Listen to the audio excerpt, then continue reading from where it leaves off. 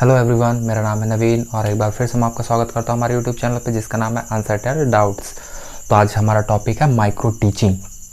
Micro teaching जब ये topic हम कवर करेंगे तो उसमें हम 2-3 चीज़ों के बारे में जानेंगे, जिसमें से मेन है सबसे पहले हम समझेंगे कि टीचिंग क्या होता है, उसके बाद माइक्रो टीचिंग क्या होता है, माइक्रो टीचिंग के बाद हम इसकी हिस्ट्री के बारे में जानेंगे कि आखिर स्टार्ट कहाँ से हुआ, उसके बाद ये इंडिया में कैसे लाया गया, और इंडिया में लाने के बाद हम उसके बाद पढ़ेंगे कि इसके कौन कौन से स्किल्स होते हैं, उसके कंपोनेंट्स के बारे में थोड़ा बहुत समझेंगे, और उसके बाद हम आगे समझेंगे कि स्टेप्स क्या क्या होते हैं माइक्रो टीचिंग के और इसके साइकिल कैसे काम करता है। तो चलिए शुरू करते हैं। सबसे पहले हम बात करेंगे टीचिंग की। What is teaching? आप लोग भी सोचिए कि टीचिंग वर्ड सुनते ही हमारे दिमाग में सबसे पहला थॉट क्या आता है। बिल्कुल सही, टीचिंग सुनते ही हमारे दिमाग में सबसे पहला थॉट ये निकल के आता है कि एक टीचर होगा, स्टूडेंट होंगे, एक क्लासरूम होगा। लेकिन क्या ये बातें जितनी हम जान रहे हैं क्या वो अपने आप में पूर्ण है? बिल्कुल नहीं। टीचिंग का मतलब ज़रूरी नहीं कि एक टीचर, स्टूडेंट और क्लासरूम की बात हो। आप अपने मायने में भी सोच सकते हैं कि टीचिंग का क्या मतलब होता है, अपने हिसाब से भी इसको समझ सकते हैं। जहाँ तक अगर बहुत बेसिक तरीके से इसको समझने की बात की जाए, टीचिंग का मतलब हम ये मान सकते हैं कि ऐसा इन्वायरमेंट क्रिएट करना जिसमें से स्टूडेंट या फिर कोई बच्चा आसानी से उन चीज़ों को सीख सके। इसमें हम बेसिकली तीन चीज़ों को बहुत अच्छे से समझते हैं टीचिंग के अंतर्गत। सबसे पहला टीचर के बारे में, टीचर। दूसरा होता है स्टूडेंट, और एक तीसरा पहलू भी होगा। टीचर है, स्टूडेंट है, टीचर है, स्टूडेंट है, क्लासरूम भी है। नॉर्मली टीचिंग क्लासरूम में ही होती है। टीचर है, स्टूडेंट है। अब इसके अलावा ऐसी कौन सी चीज़ की ज़रूरत है जो इसको कंप्लीट करे? उसके लिए ज़्यादा ज़रूरी है करिकुलम। क्या ज़्यादा ज़रूरी है? करिकुलम। क्योंकि एक अगर 6वीं क्लास का स्टूडेंट है तो उसे 6th क्लास के अकॉर्डिंग ही करिकुलम पढ़ाया जाएगा। अगर 7th का है 7th का। ऐसा बिल्कुल भी नहीं होगा कि 7th स्टैंडर्ड का बच्चा है उसको 6th स्टैंडर्ड का करिकुलम पढ़ाया जाए। तो ये 3 चीज़ें बहुत इंपॉर्टेंट होती है किसी भी टीचिंग के लिए। चलिए, टीचिंग के बाद हम समझते हैं कि माइक्रो टीचिंग क्या होता है। माइक्रो टीचिंग का एक छोटा सा डेफिनेशन है, बहुत आसान सा। Micro teaching is a technique. ये क्या है? टेक्निक। मैं इधर पे लिख देता हूँ, micro teaching is a technique for development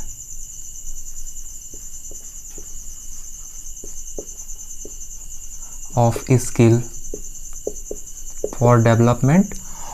skill, in किसके अंदर स्किल डेवलप की जाएगी? प्यूपिल टीचर्स के अंदर, जो भावी शिक्षक होते हैं, प्यूपिल टीचर्स। यहाँ पे बस 3 चीज़ें बहुत ध्यान से समझिएगा। सबसे पहले micro teaching is a technique. ये एक प्रकार की क्या है? तकनीक है, टेक्निक है एक प्रकार की। For development of skill. क्या डेवलपमेंट करने के लिए? स्किल डेवलपमेंट करने का एक टेक्निक है। किसके अंदर? प्यूपिल टीचर। प्यूपिल टीचर मतलब जो भावी शिक्षक है, जो शिक्षक बनने जा रहे हैं।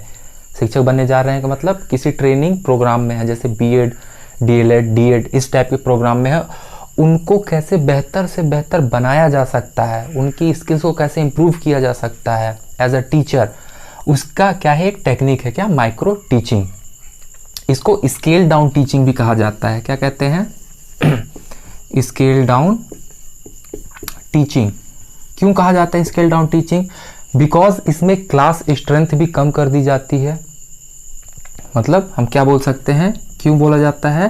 क्योंकि इसके अंदर क्लास साइज कम कर दी जाती है, और दूसरा टाइम भी इसमें क्या होता है? कम कर दिया जाता है। इसलिए इसे क्या बोला जाता है? Scale down teaching.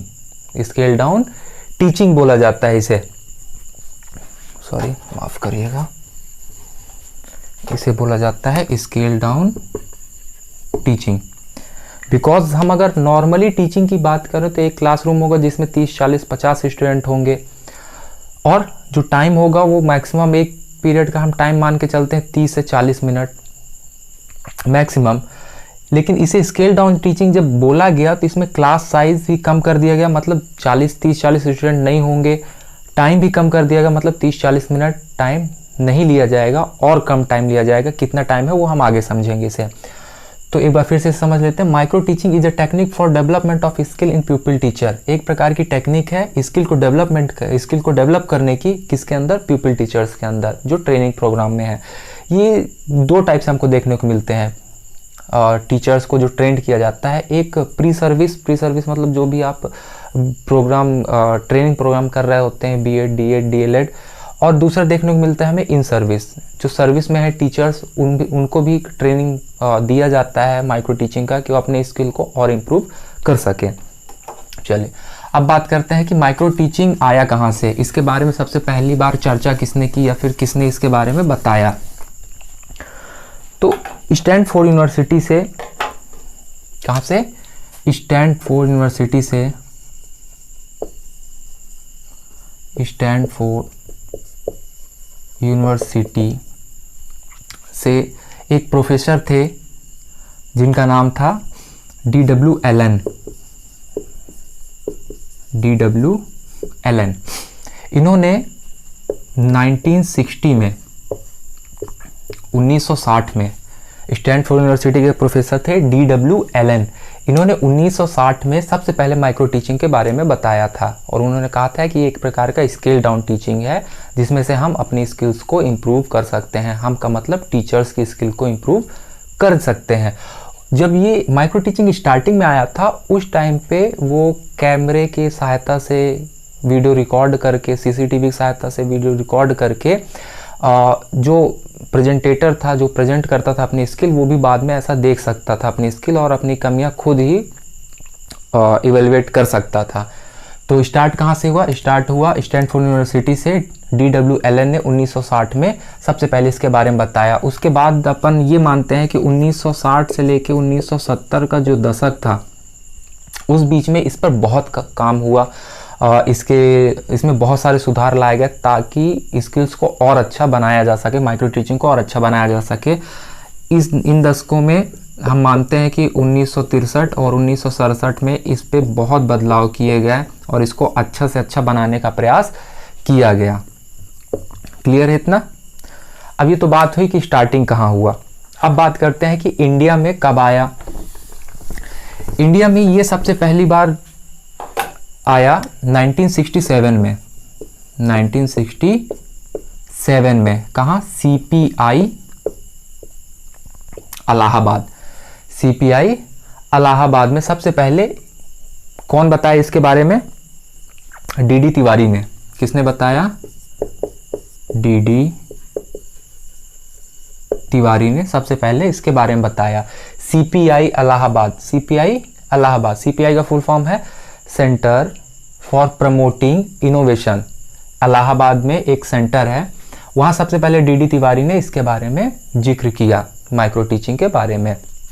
उनका भी ये कहना था कि पर्टिकुलर हर स्किल पे अगर एक एक बार फोकस किया जाए और उसे इम्प्रूव करने की कोशिश की जाए तो पर्टिकुलर एक एक स्किल हम आसानी से समझ सकते हैं और उसे इम्प्रूव कर सकते हैं। तो ये रही बात इंडिया की। इंडिया में 1967 में D.D. तिवारी ने CPI centre for promoting innovation में इसका जिक्र सबसे पहली बार इंडिया में किया। चलिए इसके बाद हम समझते हैं कि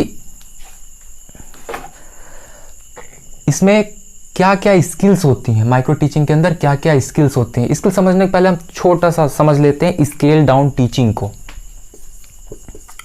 स्केल डाउन टीचिंग, इसे थोड़ा सा समझ लेते हैं हम। स्केल डाउन टीचिंग में हमने दो चीज़ों पर बात की थी। सबसे पहली थी क्लास साइज और सेकंड टाइम। ठीक, पहले इन दोनों के बारे में बात करते। Class size, scale down teaching मतलब चीज़ें छोटी कर दी गई। क्लास साइज, जहाँ पर नॉर्मली क्लास में 30-40 लोग रहते थे, यहाँ पे क्लास साइज में स्टूडेंटों की संख्या कर दी गई 5 से 10, 5 to 10 स्टूडेंट होंगे। और ये स्टूडेंट नॉर्मल स्टूडेंट नहीं होंगे, ये स्टूडेंट जो प्रेजेंट कर रहा है अपना स्किल, जो प्रेजेंट कर रहा उसके पीयर्स ग्रुप के ही होंगे, मतलब उसके क्लास वाले ही होंगे, क्लासमेट्स ही होंगे। दूसरा टाइम इसमें कर दिया गया 6 मिनट पर स्किल, एक स्किल के लिए 6 मिनट इसमें टाइम डिसाइड कर दिया गया। ये फ्लक्चुएट होता रहता है, 5 मिनट टू 7 मिनट इसको फ्लक्चुएट करते रहते हैं। ऐसा फिक्स नहीं है कि बिल्कुल 6 मिनट मतलब 6 मिनट, ऐसा बिल्कुल भी नहीं। टाइम को 6 मिनट कर दिया गया। इसके साथ अगर किसी चीज़ में और चेंजेस आया तो वो आए कंटेंट में, और नॉर्मल सी बात है, अगर 30-40 मिनट की क्लास है तो उसमें कंटेंट बहुत बड़ा होगा, लेकिन पर्टिकुलर अगर 6 मिनट की बात करते हैं यहाँ स्केल डाउन टीचिंग में, तो कंटेंट भी क्या कर दिया गया, छोटा कर दिया गया। तो ये 3 चीज़ों में कमी लाई गई। स्टूडेंट साइज 5 से 10, मतलब कोई भी टीचर अगर उसको हेजिटेशन की प्रॉब्लम है, वो अगर बोल नहीं पाता है ज़्यादा लोगों में, तो इसके द्वारा ऐसी टेक्निक यूज़ करने के द्वारा उसकी वो स्किल्स भी डेवलप हो जाती हैं। क्योंकि वो जो बैठे हुए स्टूडेंट होते हैं वो आपस क्लासमेट्स ही होते हैं, तो एक फ्रैंक बिहेवियर आता है, जिससे जो भी प्रेजेंटेटर है उसके अंदर बिल्कुल भी किसी प्रकार की संकोच की भावना नहीं होती है। ठीक, अब बात करते हैं कि स्किल्स आखिर कितनी हैं, या फिर कौन कौन सी स्किल्स हैं जो टीचर को आनी चाहिए। तो यहाँ पे अगर बात करें, जब DWLN ने इसके बारे में बताया था तो उन्होंने लगभग 13-14 स्किल्स क्या की थी, दी थी। DWLN ने लगभग 14 स्किल्स दी थी माइक्रो टीचिंग के, कि हमें ये चीज़ें आना चाहिए। उसके बाद इंडिया में BK पासी ने लगभग 13 स्किल उन्होंने बताए। NCERT ने भी बताया अपने हिसाब से 19 स्किल, लेकिन NCERT के हिसाब से 19 स्किल मतलब बहुत बेसिक चीज़ें, छोटी छोटी चीज़ों को उन्होंने पॉइंट आउट किया। लेकिन अगर हम सिर्फ बात करें कि टीचर ट्रेनिंग प्रोग्राम में हम किन किन स्किल्स के ऊपर बात करते हैं, किसकी प्रैक्टिस करते हैं, तो वो सब कोर स्किल में आते हैं। कि हमें कोर स्किल का मतलब है कि एक टीचर को ये स्किल आने ही चाहिए, ये स्किल आने ही चाहिए टीचर्स को। तो कोर स्किल में कौन कौन से स्किल आते हैं हम बात कर लेते हैं। सबसे पहला है skill of introducing a lesson. सबसे पहला स्किल आता है skill of introducing a lesson. किसी भी लेसन को इंट्रोड्यूस कैसे करना है। आप जब किसी क्लास में पढ़ाने जाते हो तो जो कोई चीज़ पढ़ाना शुरू करते हैं तो उसको सबसे पहली बारी में आप कैसे बताएंगे, ये है सबसे पहला। सेकंड स्किल है स्किल ऑफ ब्लैक बोर्ड। मतलब अगर आप ब्लैक बोर्ड यूज़ कर रहे हो तो आपकी किस प्रकार की स्किल होनी चाहिए, कैसे आपको यूज़ करना है ब्लैक बोर्ड, राइटिंग कैसे होनी चाहिए, अलाइन कैसे यूज़ करना है, कितना स्पेस लेना है, खड़े होने का पोजीशन क्या होगा, स्टूडेंटों को देखने का पोजीशन क्या होगा, आप प्रॉपर आई कांटेक्ट मेंटेन कर रहे हैं नहीं कर रहे, ये सारी चीज़ें होंगी। नेक्स्ट है skill of questioning. Skill of questioning, कोई भी चीज़ पढ़ाने से पहले आप किस प्रकार क्वेश्चन करते हैं ताकि स्टूडेंट जो उनके पास प्रीवियस नॉलेज है उसके अकॉर्डिंग वो आपको क्या कर सकें, आंसर दे सकें। नेक्स्ट आता है skill of explaining. Skill of explaining, किसी भी चीज़ को आप कैसे एक्सप्लेन करते हैं, क्या क्या यूज़ करते हैं, audio video aids, audio visual aids use कर रहे हैं नहीं कर रहे हैं, आप जो क्या बोलते हैं उसके स्टार्टिंग स्टेटमेंट आपका क्या है, कंक्लूडिंग स्टेटमेंट क्या है, ये सारी चीज़ें इसमें देखी जाती हैं। और नेक्स्ट वन है स्किल ऑफ रेनफोर्समेंट।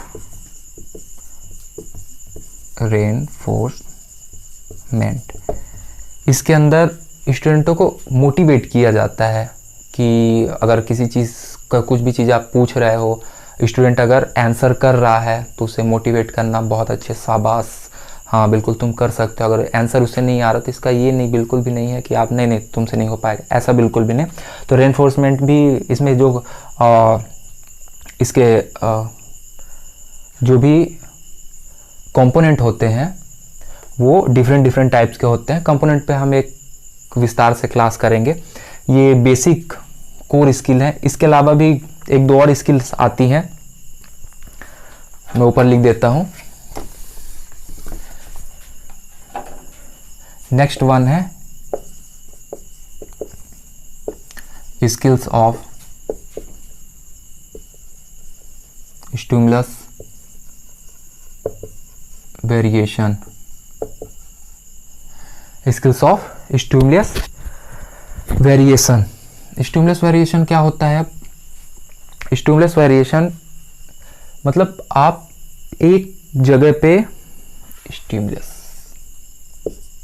माफ करिए, स्टिमुलस, आप एक जगह पे भूत टाइप से नहीं खड़े रह सकते। मतलब आप पढ़ा रहे हैं तो आप एक जगह पे ऐसे बिल्कुल खड़े होकर नहीं पढ़ा सकते, बिल्कुल ऐसे, मतलब पढ़ा सकते हैं, लेकिन ये स्टिमुलस वेरिएशन हमें ये सिखाता है कि आपके जो आप बोल रहे हो इसमें फ्लक्चुएशन लाना है, कब पॉज लेना है, कब कैसे एक्सप्लेन कर देना है, किसी चीज़ को कैसे बताना है, टीचिंग गेस्चर आप किस प्रकार से उन चीज़ों को बताते हैं, हैंड मूवमेंट, ये सारी चीज़ें इसके अंतर्गत आती हैं। और नेक्स्ट वन है skill of illustration with examples.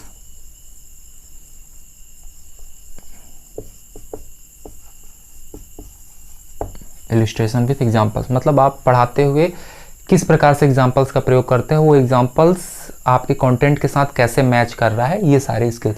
तो ये बेसिक स्किल्स हैं। इतने स्किल्स एक टीचर को आना ही चाहिए टीचिंग के लिए।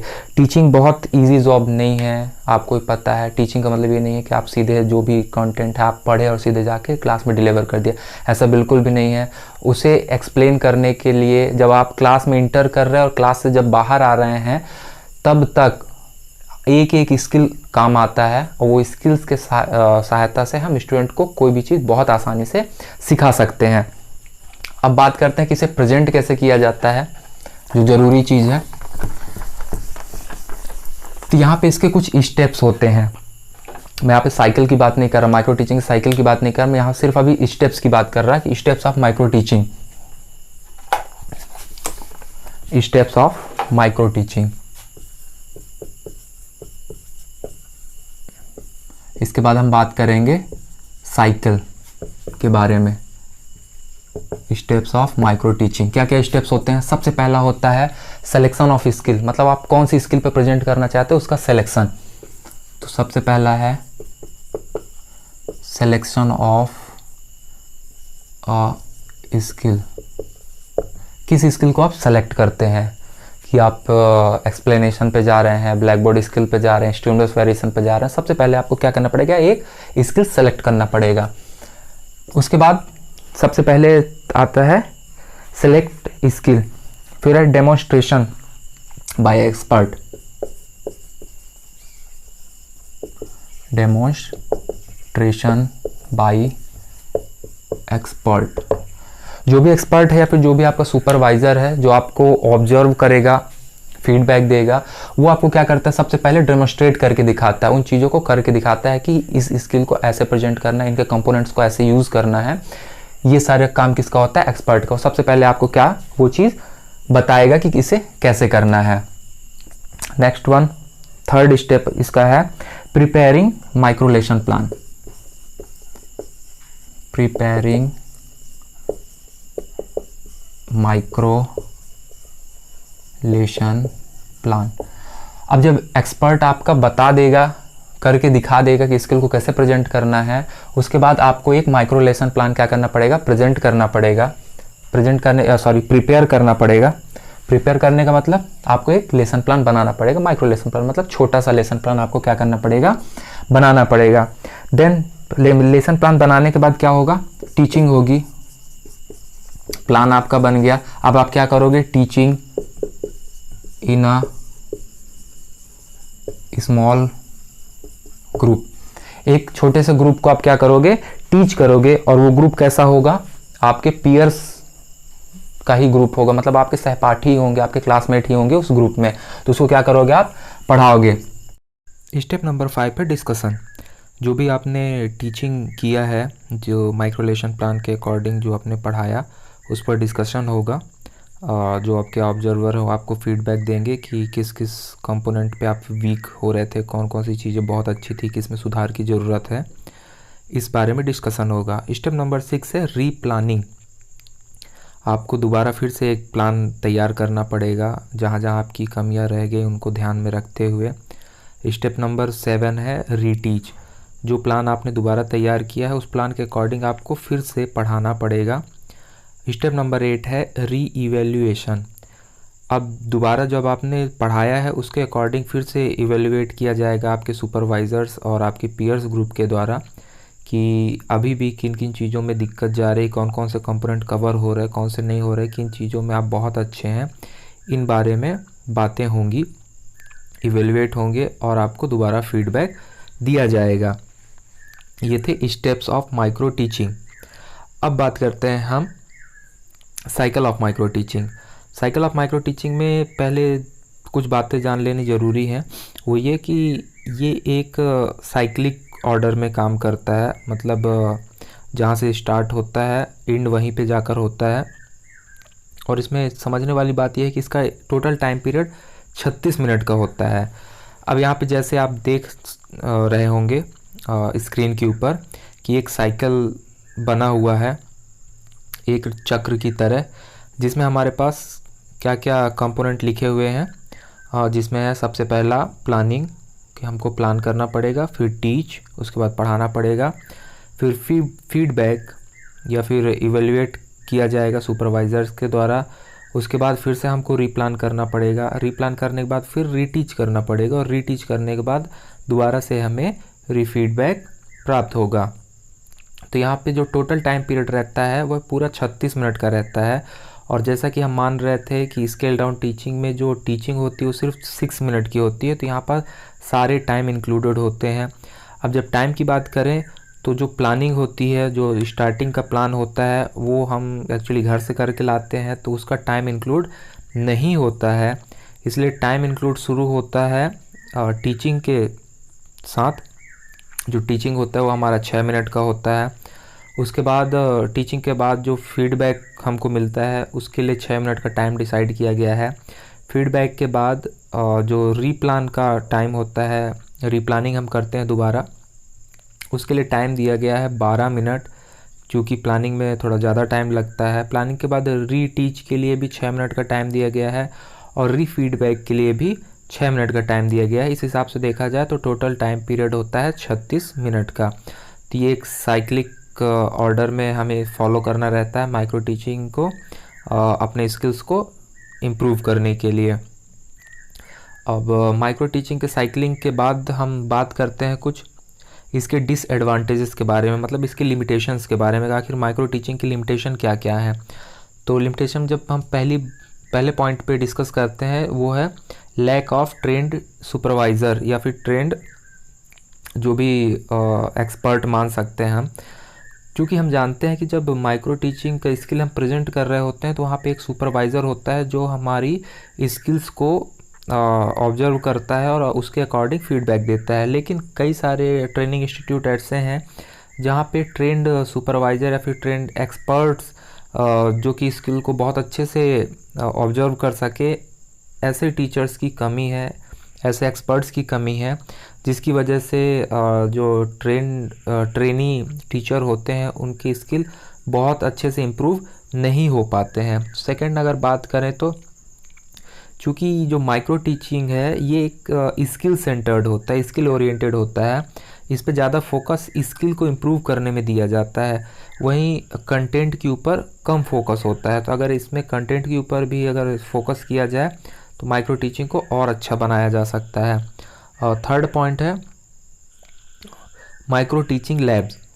कहने का मतलब ये है कि माइक्रो टीचिंग से रिलेटेड लेबोरेटरीज़ सारे बीएड ट्रेनिंग इंस्टीट्यूट्स में हमें देखने को नहीं मिलती। अब बात आती है कि आखिर लैब में क्या होते हैं माइक्रो टीचिंग के। तो माइक्रो टीचिंग के लैब में वीडियो रिकॉर्डर और टेप रिकॉर्डर, जिसमें से हम ऑडियो रिकॉर्ड कर सकें और कैमरे से शूट कर सके वीडियो, ताकि बाद में जो प्रेजेंटेटर है वो अपना वीडियो खुद देख सके, उसको अपने से ही समझ सकता है कि कहाँ कहाँ कमियाँ रह गई थी। तो ये सारी चीज़ें लैब्स में होती हैं। तो micro teaching lab her training institute में अवेलेबल नहीं है। नेक्स्ट पॉइंट है माइक्रो क्लासेस इफ़ेक्टिवनेस। जो भी हम माइक्रो टीचिंग में स्किल सीखते हैं वो स्केल डाउन तरीके से होता है, चूँकि क्लास साइज़ भी कम होता है, स्टूडेंट कम रहते हैं, टाइम भी कम रहता है। लेकिन अगर यही स्किल हम माइक्रो क्लासेस में अप्लाई करें, बड़े क्लासेस में अप्लाई करें तो हमें वो फ्लूनेस नहीं देखने को मिलती है, वो प्रभाव हमें नहीं देखने को मिलता माइक्रो क्लासरूम्स में। इसलिए ये यहाँ पे भी थोड़ा सा इसकी सीमाएं आकर रुक जाती हैं। वीडियो देखने के लिए धन्यवाद। नेक्स्ट क्लास में हम हर एक स्किल पे एक डिटेल वीडियो लेकर आएंगे और हर एक स्किल को, उसके कंपोनेंट्स को बहुत अच्छे से समझेंगे, बारीकी से जानेंगे तथा उससे रिलेटेड लेसन प्लान्स कैसे तैयार करने हैं तथा उसे प्रेजेंट कैसे करना है, इसके बारे में भी हम जानेंगे। वीडियो पसंद आया तो लाइक करें, शेयर करें, सब्सक्राइब करें। धन्यवाद।